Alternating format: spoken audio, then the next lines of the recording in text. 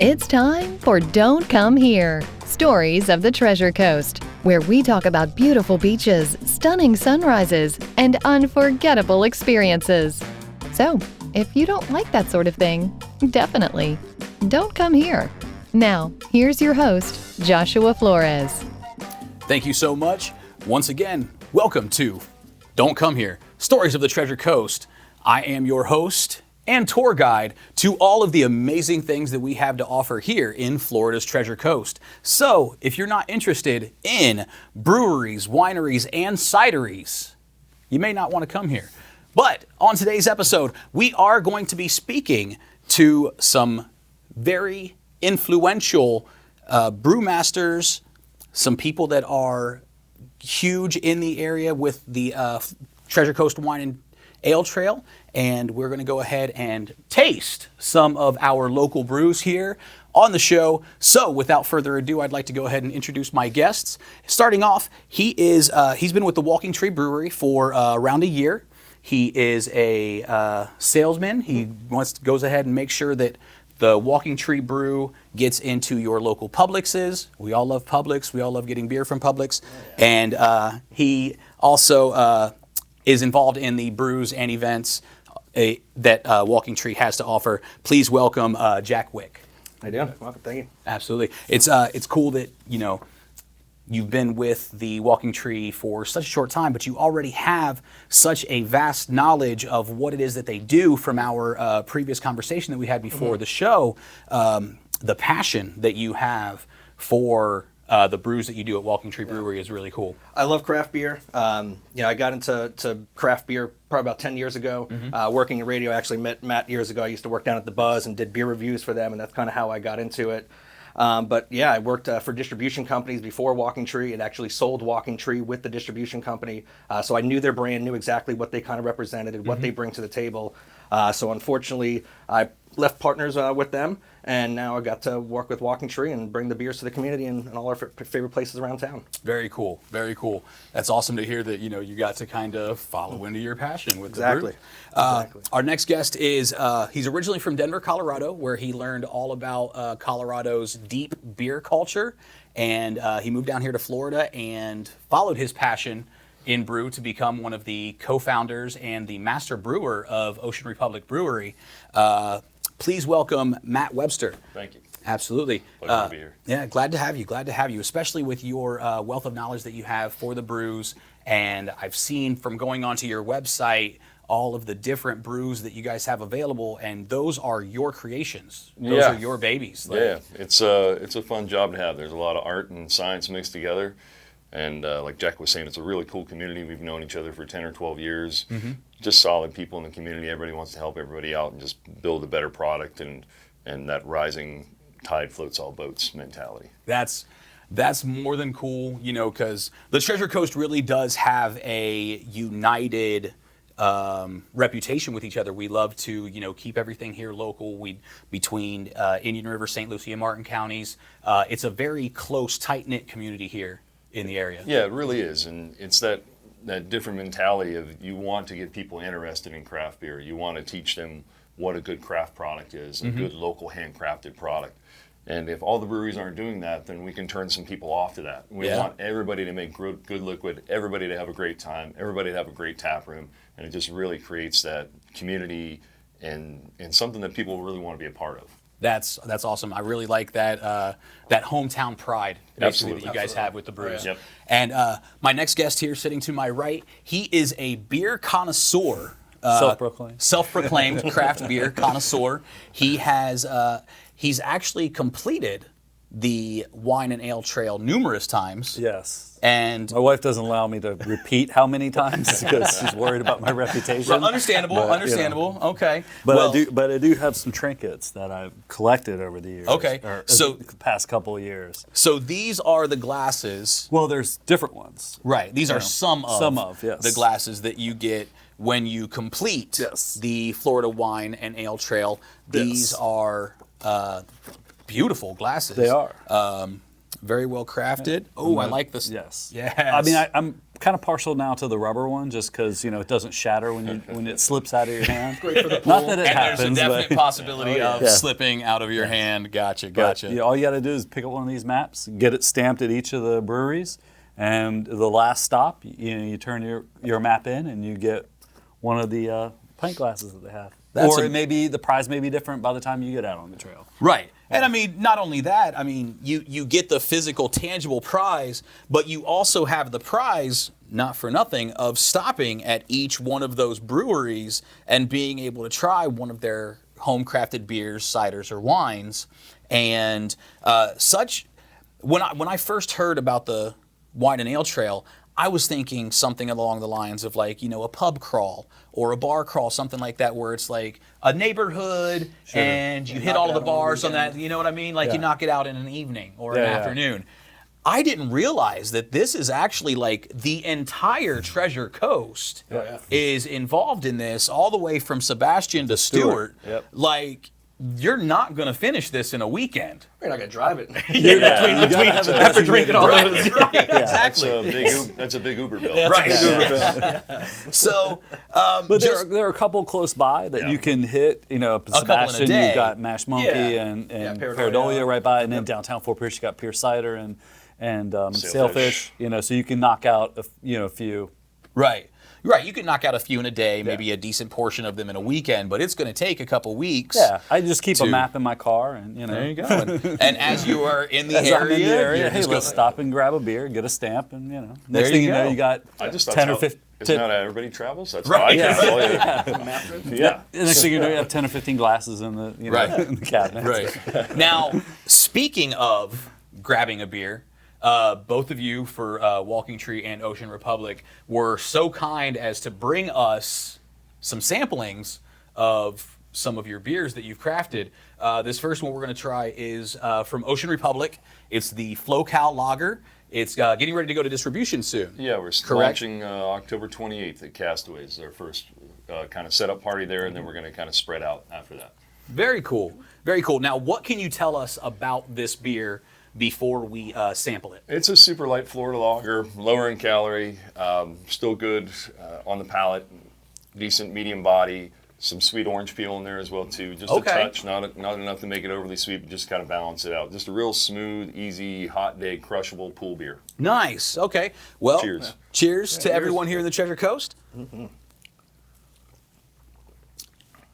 That is a very refreshing, a light taste. You get that little bit of a citrus note to it. Yeah. Like, I really like the flavor of that. Yeah, that's something that I could... And a lot of people think that a light beer is an easy thing to make, and it's generally one of the harder things to make, because any mistakes through water quality or process or ingredients just shine through like, smallest flaw. Yeah, just come through like there's no tomorrow. So to make this beer repeatedly over and over again, such a delicate balance, it's actually kind of a brewer's pride. That's awesome. And that is amazing that you wouldn't think that, especially not being involved in the beer making process whatsoever.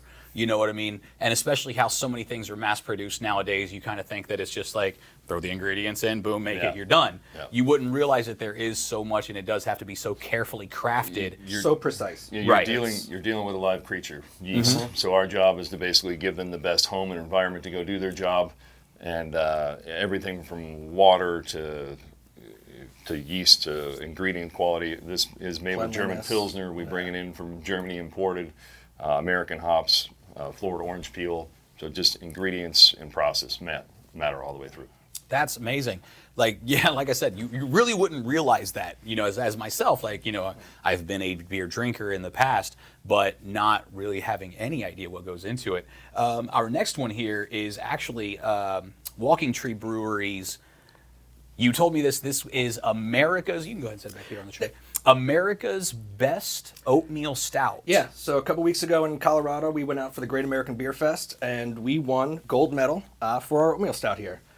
Super stoked. A bunch of great breweries around the United States participated in this, and we were number one. So for us to take gold, it's huge. We've won silver and bronze before at Great American Beer Fest with other beers that we've got at the brewery. Not one of our core year-round beers. They were more specialty. Mm-hmm. So for us to take a gold for our core, super proud moment for us, incredibly exciting. And yeah, it's just an awesome thing. Well, can you tell us a little bit more about what... Yeah. So our oatmeal stout here, it's called Baby Cakes. Mm-hmm. It's pretty much made to be drank year-round, easy drinking stout, almost kind of like a Guinness without the lactosey kind of mouthfeel and thickness to it. Okay.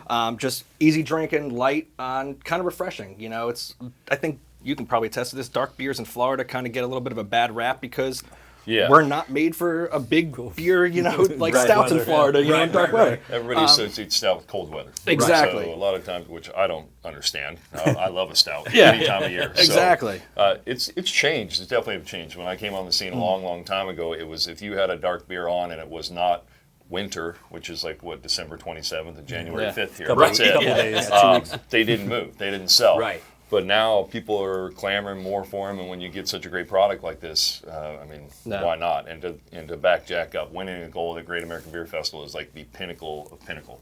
I'm a little jealous. I've won a silver before, but not a gold. But No, it was good. But yeah, we love this beer. We put it on nitro, so you have nitro and CO2 versions available around town, so you can get that nice velvety creaminess that you do like about Guinness or other beers. Right. But yeah, either way, it's a great beer. All right. Once again, cheers to everyone here in the Treasure Coast. Wow. Wow. It's a little roasty, Yeah. little coffee, a little chocolatey, and it's just all from malts that we put in there. There's none of that actually in the actual brew. Right. So that is impressive. That's a wonderful flavor. And like myself, I was never a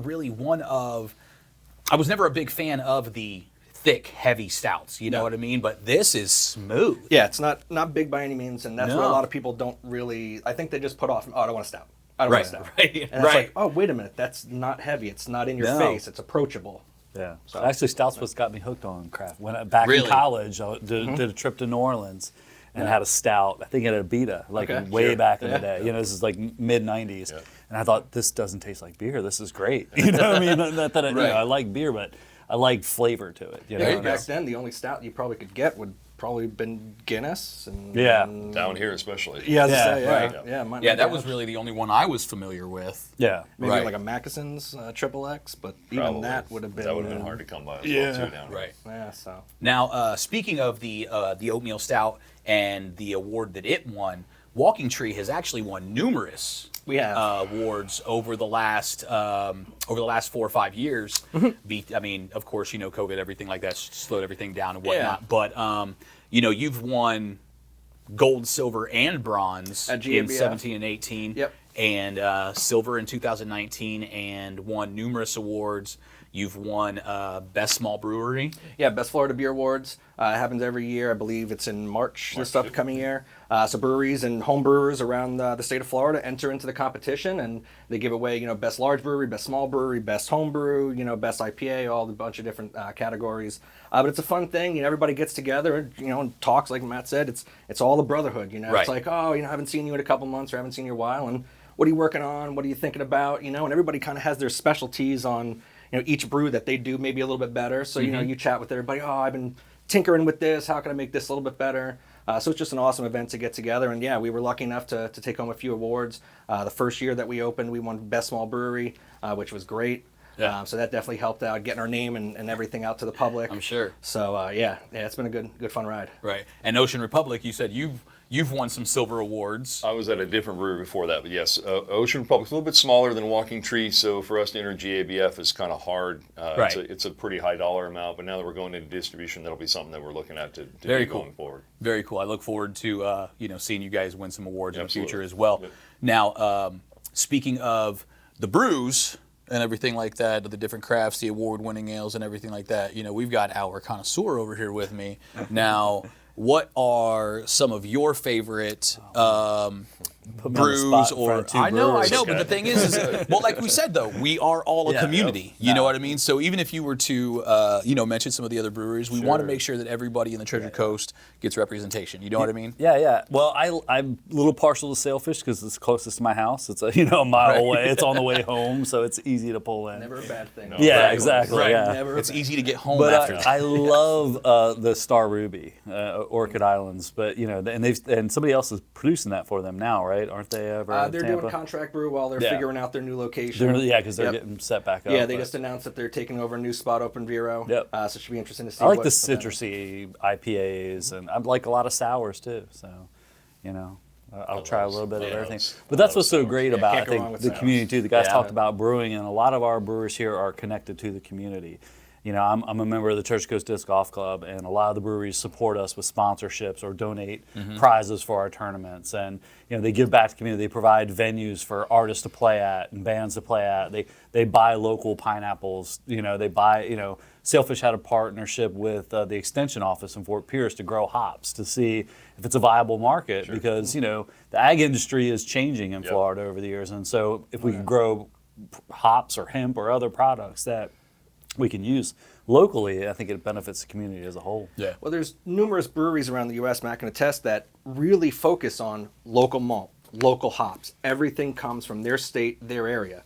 Unfortunately, here in Florida, just so hot, can't really grow some things sometimes. So Right. being able to have UF, you know, pushing the whole hop program and really trying to make it work, that's awesome. To maybe, you know, in the future, we can have a bunch of different Florida hop beers. You know, there are some breweries that are doing it. They're smaller batch. They're not as large scale as, you know, a lot of people would like to do. And only certain hops are Exactly, can be down here grown. in this region, unfortunately. Nah. But yeah, back to giving back to the community. It's about that. You know, it's building our community.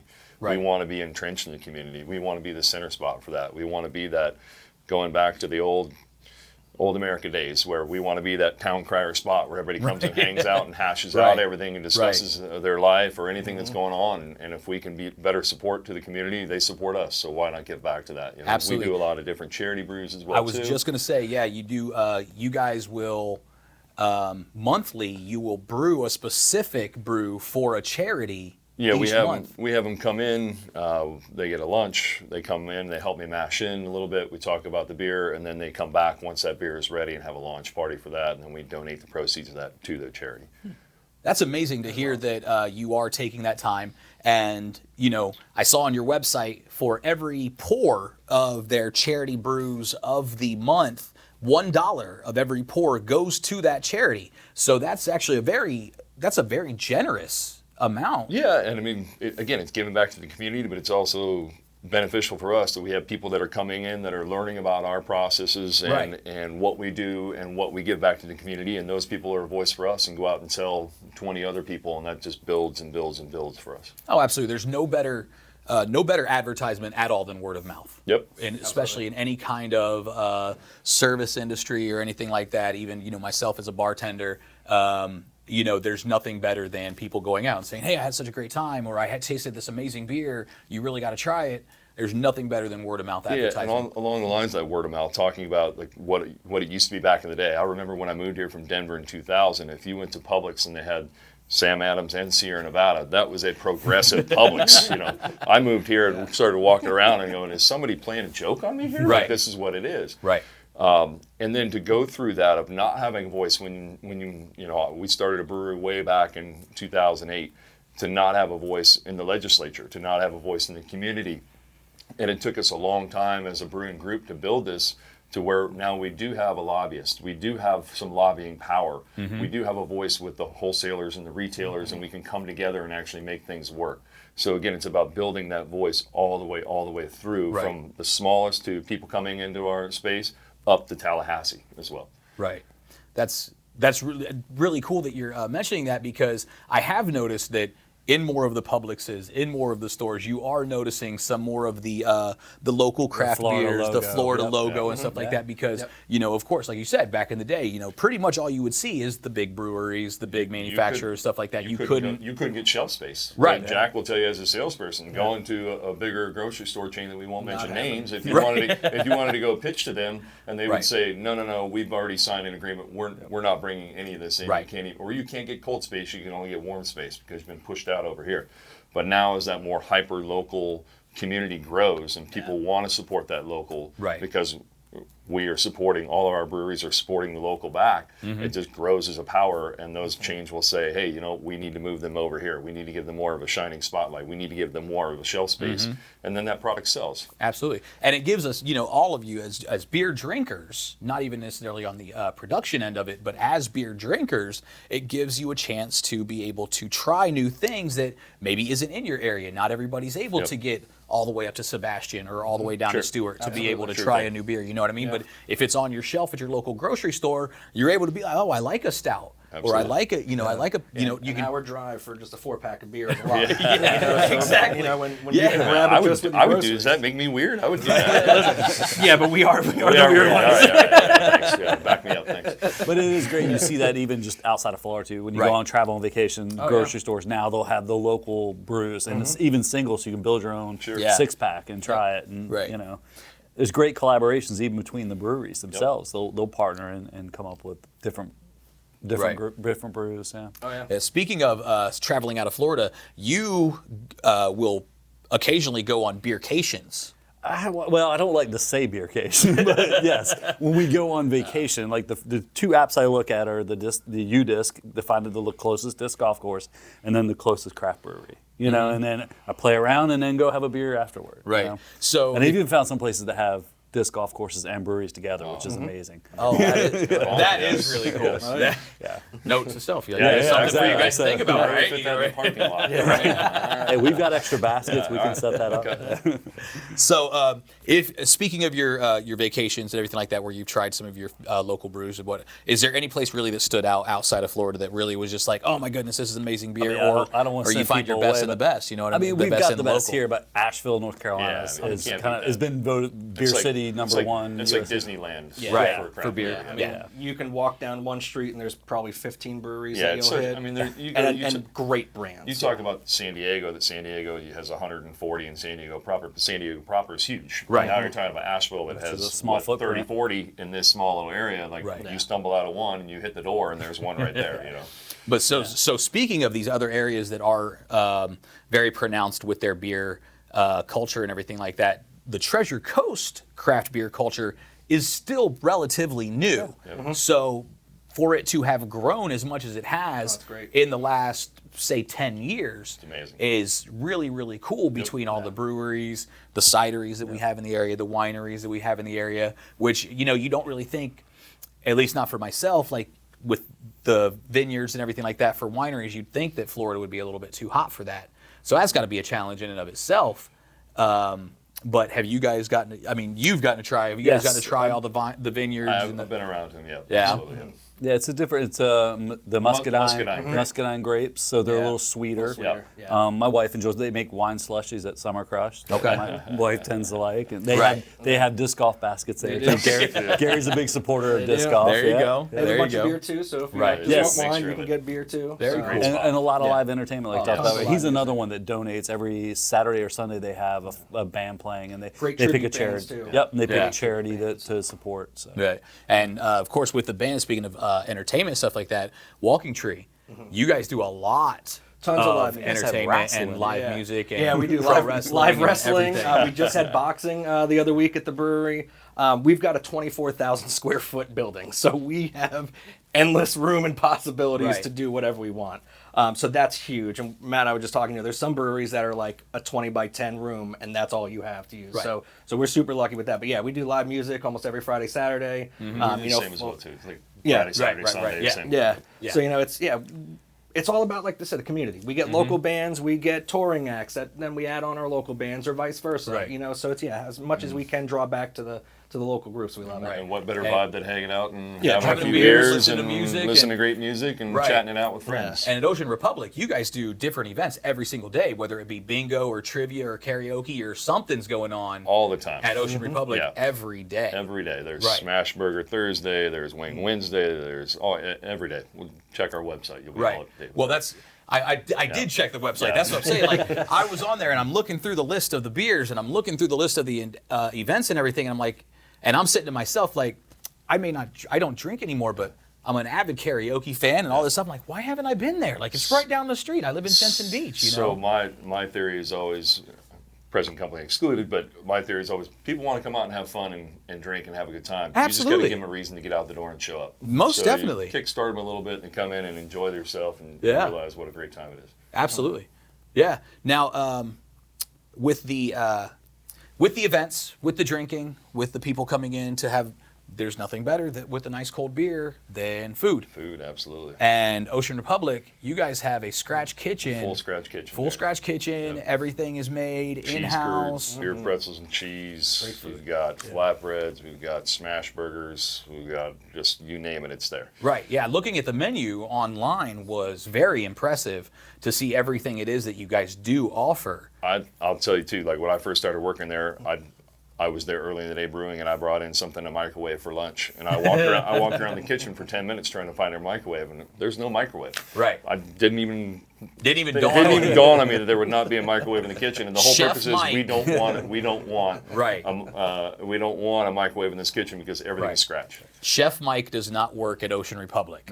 So that's one thing that's awesome to hear, because it's become commonplace for a lot of things to be pre-prepped and then microwaved. Absolutely, yep. Yeah. So And a lot of our breweries now, they either have their own kitchen or they partner with food trucks. trucks. Yeah, so we Yes. have food trucks at Walking Tree. We've got food trucks almost pretty much every day of the week. It's just great. You can have tacos one day, lobster the next day, and then the next day you get gourmet hot dogs. So it's good. Whatever floats your boat, we've got it all. And that's another way of Walking Tree giving back to the local community, Oh, because 100%. you're supporting Absolutely. the We local want food everybody truck. locally. Yeah. Right. Absolutely. Right. No, that's good, because then those guys start talking, and then you can talk to them about maybe their favorite local food trucks, and then maybe we can get them in, or you can go see them too. So just like beer, as you're sitting at the bar, oh, I like this IPA. Oh, I like this corn dog. Okay, so-and-so does one too. I've had a coworker, hey, I like this food truck. They're going to be at Alamorado. Let's go there tonight after work and grab some tacos. Absolutely. Yeah. Yeah. Nothing better than Taco Tuesday, you know. No. Or Thursday. Or Thursday or Wednesday or whatever. Tacos in general. Tacos in general are amazing. Absolutely. I gotta try another taste of it. They're both so good. Getting a little parched under these lights, but now with the brews, you're always constantly concocting. You're always got new things that are on the horizon and stuff like that. Do you have any new brews that are coming up that you can tell us about, or that you guys can enlighten our listeners to, of anything that's coming up for you guys? I'm going to go first. You can go first. Okay. Part of being a brewer, the fun part is, again, like we were talking about, making that same beer over and over and over again and really dialing it in. And then the fun artistic part is when we get to step out and put on a different hat and say, okay, I'm going to go wild and crazy. We have a seltzer on right now. It's a blue Hawaiian seltzer. It does not look clear like a normal seltzer. It is fruited. It is electric blue from start to finish all the way through. We have a sour on tap that's a blood orange, strawberry, Madagascar vanilla sour. Ooh. That's really nice, and that's also a fun thing to brew because there's some different steps and process to go through under that. We have our next seltzer will be a black cherry lemonade seltzer. We have a New England IPA coming out in the next few weeks, so always rotating through. It's best to, again, check that website, or even better, just to stop in and check the taps. Come in and check the best way to do it. Absolutely. Yeah. For us at Walking Tree, big thing right now is cans. So we started putting out a bunch of our different beers in cans. So all of our seasonal releases that we didn't release before in package are actually just coming out now. So big thing that we've got here in the future is our Sassy Flamingo. It's a cherry sour, huge fan favorite across the town. It's really good. Yeah, it just Great name too, by the way. It's over Montmorency cherry, so nice tart sweetness coming out of it. We're going to put that in cans for the first time, so that's always a huge hit on draft around town. Right. So we're just so excited to be able to put it in package, and I can drink a 16-ounce at home whenever I want, rather than having to take a growler, or going up to the brewery. Right. I think I actually had that down in the Keys last week. Yeah, that was a pretty good reach on distribution. There you Good go. job, sales. So with the beers, though, and everything like that, for you, going to all the different breweries, you've tried the Gambit. I have, I track it in my Untapped app, and that way, because sometimes you may forget after 6 months that I have that before, or not. Check the app. And, and you have your favorite locations and stuff like that you've been to and everything here in Florida. Are there any really cool stories or any really cool experiences that you've had from doing the wine and ale trail, or just from exploring Florida's breweries in itself? Just again, meeting the people, talking to the different bartenders, and the people that you meet at the brewery. Sometimes after work, like I said, on the way home, talk to somebody that just got off the Fort Pierce Marina. They're doing the Intercoastal Waterway, so they walked up to Sailfish, and so you say, hey, get a wine and ale trail map. You can Uber, down over up the Isla Morada or out to St. Lucie West to go to Hop Life, and how long are you in town for? You can get this filled up, and try to encourage the trail. So. Absolutely. Always trying to promote. Always promote. These guys need to give you one of my local moves. It doesn't matter if I go 45 minutes away or if I go 4 states away. I'm like you. I look for where is that local craft brewery or at least local craft bar so I can get the local stuff on draft. And once you start talking to those people, I'll actually ask the people behind the bar, hey, where else should I go? Yeah. Where should I go eat? What should I do? And who better to know that community than those people that are entrenched in that community there? Because Google Maps and Yelp and all that will only tell you so much. Yeah. Right. You know what I mean? Right. It's more personal touch of you like this atmosphere. Well, this is where you want to go. Yeah, that's like we were saying, about the whole word of mouth advertising. You're never going to learn anything better than you would from the locals of an area. No. You know what I mean? Like I have people all the time will come in and ask me. Because I'm a bartender at Mulligan's, and people will come in all the time. Well, what's going on in the area? Sure. What's the the best place to hit it?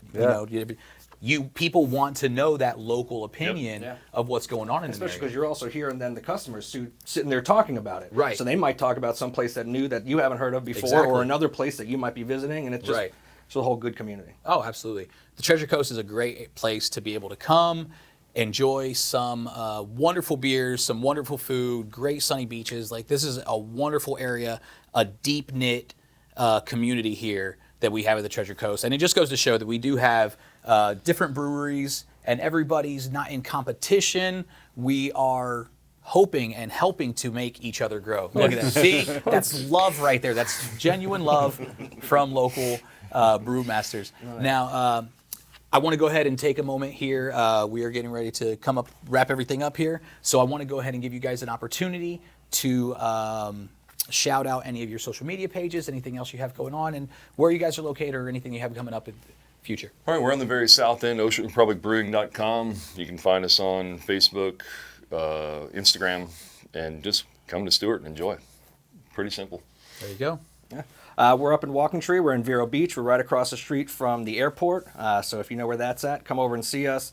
Open 7 days a week. We're on all the social medias, Facebook, Twitter, Instagram, all that sort of stuff.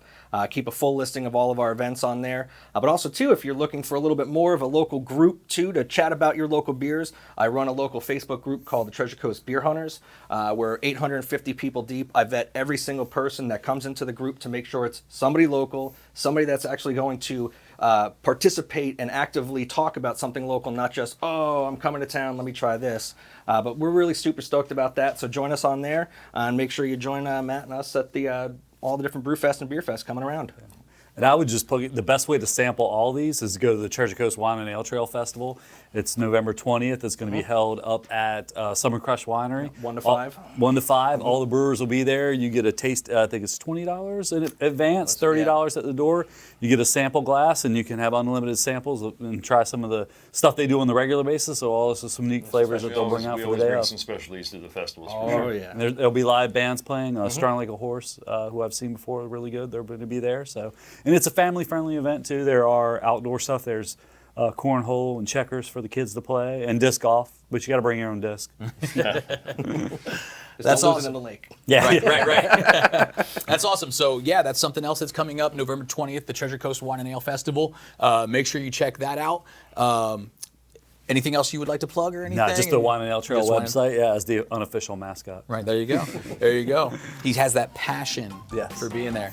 So once again, on behalf of Jack, Matt, and Eric, my name is Joshua Flores. I've been your host and your tour guide to everything breweries here in the Treasure Coast. So, of course, if you don't like homebrewed beers, wines, ciders, hanging out with wonderful people, good food, and good friends, then don't come here.